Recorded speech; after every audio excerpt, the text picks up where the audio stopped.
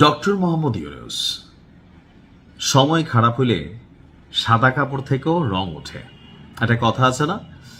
তো ডক্টর মোহাম্মদ ইউনূসকে নিয়ে আপনার সরকার পতনের আগে একটা পারসেপশন ছিল। তো সরকার পতনের পর ডক্টর মোহাম্মদ ইউনূসকে নিয়ে ভিন্ন একটা পারসেপশন আমরা দেখেছি। রাষ্ট্রের সর্বোচ্চ প্রধান দায়িত্ব তিনি পালন করেছেন এবং কি হিউজ পরিমাণ তিনি সুযোগ সুবিধা নিয়েছেন, যেগুলো নিয়ে এখন আলোচনা শুরু হচ্ছে। আসসালামু আলাইকুম, সবাই কেমন আছেন? আশা করি ভালো আছেন। আপনারা সবাই ভিডিওর শুরুতে ভিডিওর কিছু অংশবিশেষ দেখে বুঝতে পেরেছেন ভিডিওটা কতটা গুরুত্বপূর্ণ। তাই আর বেশি কথা না বাড়িয়ে চলুন আমরা মূল আলোচনায় চলে যাচ্ছি। তার আগে সবাইকে রিকোয়েস্ট করব, যারা আমাদের চ্যানেলে নতুন আছেন প্লিজ সবাই সাবস্ক্রাইব করে সাথে থাকুন। চলুন ভিডিওটা দেখি। ডক্টর মোহাম্মদ ইউনূস, সময় খারাপ হলে সাদা কাপড় থেকেও রং ওঠে, একটা কথা আছে না? তো ডক্টর মোহাম্মদ ইউনূসকে নিয়ে আপনার সরকার পতনের আগে একটা পারসেপশন ছিল। তো সরকার পতনের পর ডক্টর মোহাম্মদ ইউনূসকে নিয়ে ভিন্ন একটা পারসেপশন আমরা দেখেছি। রাষ্ট্রের সর্বোচ্চ প্রধান দায়িত্ব তিনি পালন করেছেন এবং কি হিউজ পরিমাণ তিনি সুযোগ সুবিধা নিয়েছেন, যেগুলো নিয়ে এখন আলোচনা শুরু হচ্ছে। তো ডক্টর মোহাম্মদ ইউনূস কি এই মুহূর্তে চাইলে বাংলাদেশ ছেড়ে বিদেশে চলে যেতে পারবে? দর্শক, ডক্টর মোহাম্মদ ইউনূসের জন্য একটা বড় ধরনের দুঃসংবাদ আছে যে তিনি অল্প কিছুদিনের মধ্যে যদি রায়টা চলে আসে তাহলে চাইলেই তিনি দেশ ছেড়ে যাইতে পারবেন না, পালাইতে পারবেন না, বিদেশও যাইতে পারবেন না। কাজে হোক আকাজে হোক সেই ক্ষেত্রে তাকে রাষ্ট্রীয় অনুমতি নিতে হবে। এখন কি এমন ঘটাইলো ডক্টর ইউনূস যে তার দেশ থেকে নিষেধাজ্ঞা চেয়ে লিগেল নোটিশ পাঠানো হয়েছে? তো শুধুমাত্র কি ডক্টর ইউনূস না, এই যে অন্তর্বর্তী সরকারের সকল উপদেষ্টা, অনেকের বিরুদ্ধে অনেক অভিযোগ আছে। তো সবকিছু মিলিয়ে হঠাৎ করে কেন ডক্টর ইউনূস সহ সকল উপদেষ্টাদের দেশ থেকে নিষেধাজ্ঞা চেয়ে লিগেল নোটিশ পাঠানো হলো? চলুন দেখি। হামের টিকাকে রাষ্ট্রীয় ব্যবস্থার বাইরে বেসরকারি খাতে হস্তান্তরের অভিযোগ তুলে ডক্টর ইউনূস সহ সকল উপদেষ্টার দেশ থেকে নিষেধাজ্ঞা দিতে সরকারের সংশ্লিষ্ট কর্তৃপক্ষকে লিগেল নোটিশ পাঠানো হয়েছে। আর এই নোটিশটি পাঠিয়েছেন সুপ্রিম কোর্টের আইনজীবী এম আশরাফুল ইসলাম। নোটিশে বলা হয়েছে, হামের টিকাদান কার্যক্রমকে রাষ্ট্রীয় ব্যবস্থার পরিবর্তে বেসরকারি খাতে দিয়েছে ডক্টর ইউনূস এবং তার উপদেষ্টাদের বিরুদ্ধে অভিযোগ। তো এটার জন্য তাদের বিরুদ্ধে ব্যবস্থা নেওয়া প্রয়োজন। এই প্রেক্ষাপটে তদন্ত এবং প্রয়োজনীয় আইনি পদক্ষেপ নিশ্চিত করতে তারা যেন দেশ ছেড়ে পালাতে না পারে, সেই জন্য তাদের দেশ থেকে নিষেধাজ্ঞা আরোপের দাবি জানানো হয়েছে।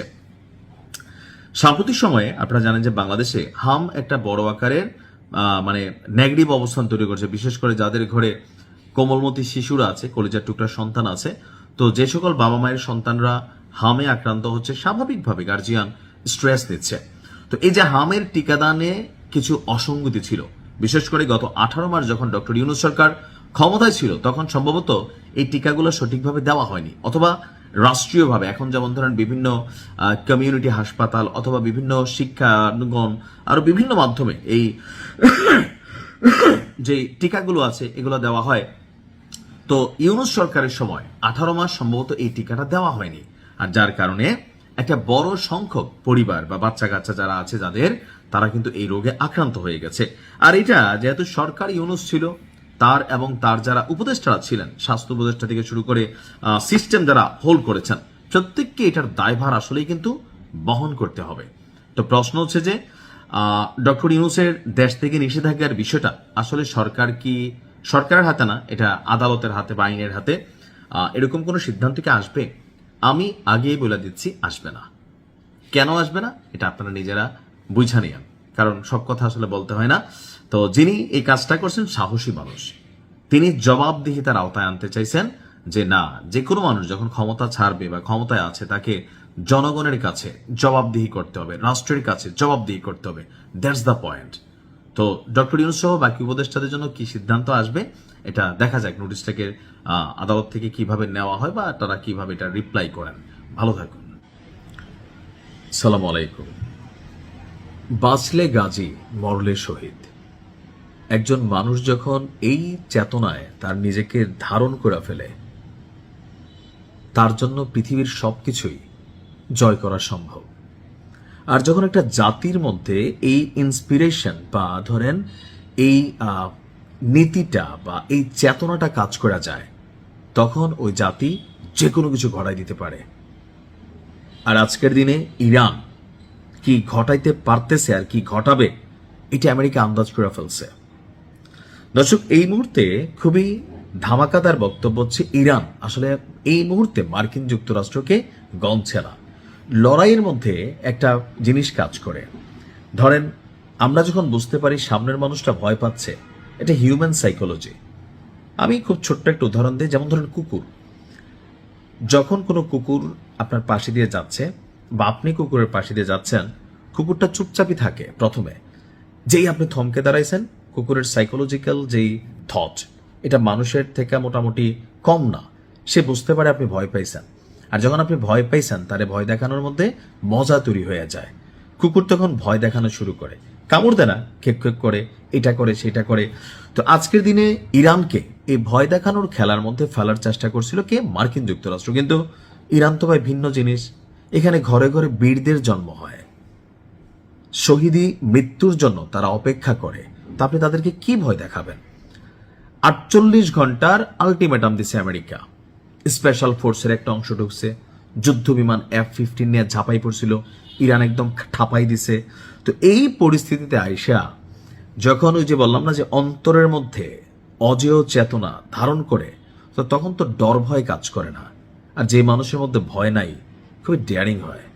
তো ইরানের বেলায় ঠিক একই ফিলিংস কাজ করতেছে। আজকে আমরা দেখলাম যে যুক্তরাষ্ট্র 48 ঘন্টা যুদ্ধবিরতির একটা প্রস্তাব দিছিল। কেন বাবা? তোমরা তো অনেক পাওয়ারফুল, যুদ্ধ করো। 48 ঘন্টা ইরান কেন যুদ্ধবিরতি দিতে হবে? কারণ হচ্ছে ইরান একসাথে যুক্তরাষ্ট্রের যে সাপোর্টিং অ্যালাইগুলা, অর্থাৎ মধ্যপ্রাচ্যের যে মিত্রগুলা আমেরিকার, তাদেরকে যেভাবে ঠাপাচ্ছে, ইরানের একটা টাচের বিপরীতে 10টা টাচ তারা বিভিন্ন জায়গায় করতেছে, যেখান থেকে আমেরিকা প্রেশারাইজড ফিল করে, প্রেশার মানে তারা পায়। তো ওই জায়গাগুলোকে একটু সাময়িক সময়ের জন্য শান্ত করার জন্য অথবা প্ল্যান বি কে এস্টাবলিশ করার জন্য মার্কিন যুক্তরাষ্ট্রের দরকার একটু সময়। কিন্তু ইরান বলছে যে না, আমরা লড়াই চালিয়ে যাব, আমাদের কোনো যুদ্ধবিরতির দরকার নাই। নাম প্রকাশে অনিচ্ছুক নির্ভরযোগ্য সূত্রের বরাত দিয়ে দেশটির আধা সরকারি সংবাদ সংস্থা ফার্স্ট নিউজ তারা এই তথ্য দিয়েছে। সূত্রটি বলছে যে নাম প্রকাশ না করা একটি বন্ধু দেশের মাধ্যমে এই প্রস্তাব পাঠানো হয়েছিল। বন্ধু দেশটা কে জানেন? পাকিস্তান। আমি অনেকগুলো আর্টিকেল পড়ছি যে পাকিস্তানকে দিয়া ইরানের সাথে আমেরিকা একটা গেম খেলতে চাইছে। আর পাকিস্তানের বর্তমান ক্ষমতাসীন প্রধানমন্ত্রী শাহবাজ গুটিবাজ মির জাফর সেই কাজগুলা করতেছে, মধ্যস্থতা করতে চেতেছে। কি দেখো, ইরান আমেরিকার সাথে থাক, দরকার নেই, যাও দিছো তো 2-4টা কিচ্ছ না, মনটা তো শান্ত হইছে, ফার্স্টও কিন্তু ডরাইছে, থাক তোমরা মাইনা যাও, আমাদের মান সম্মানটা রাখো। কিন্তু ইরান কয় না, খেলতে নামছি, খেলবো, হোক মৃত্যু অথবা বিজয়, দুইটার যে কোনো একটা অ্যাচিভ করব। ইরান লড়াইয়ের মাঠ থেকে পেছনে যাবে না। আজকে ইরানের যিনি এই মুহূর্তে ক্ষমতাসীন সর্বোচ্চ নেতা আছেন, তার স্পষ্ট বার্তা, ইরান যুদ্ধের মাঠ থেকে পিছনে যাবে না। পরিস্থিতি যাই হোক, ইরানের জনগণ, ইরানের সেনারা তারা জীবন দিতে প্রস্তুত আছে। আর এই থটে যখন কোনো ব্যক্তি, কোনো জাতি, কোনো গোষ্ঠী একবারের জন্য ঢুকে যায়, তার কাছ থেকে বিজয় ছিনিয়ে নেওয়া অনেক কষ্টকর হয়। ইরানকে আল্লাহ ফতেহ দান করুক। ভালো থাকুন।